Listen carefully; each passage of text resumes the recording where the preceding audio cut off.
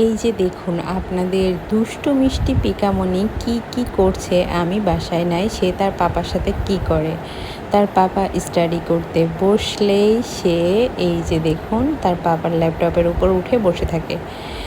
ওর পাপা আমাকে ফোন দিয়ে বলতেছে, দেখো তোমার পিকামণি কি শুরু করেছে। পরে আমি বলি, আমার পিকামণি একার? তা বলে না, মানে আমাদের পিকামণি কি শুরু করেছে, তুমি আর টুকুস নাই, আর পিকামণি একটা সেকেন্ড আমার কাছ থেকে নড়ে না। মানে ওর বাবা ছুটির দিনে একটু স্টাডি করে, আর ছুটির দিন হচ্ছে পিকামণি সারাক্ষণ নাকি ওর পাপার সাথে লেগে থাকে। এই যে দেখুন কি করতেছে।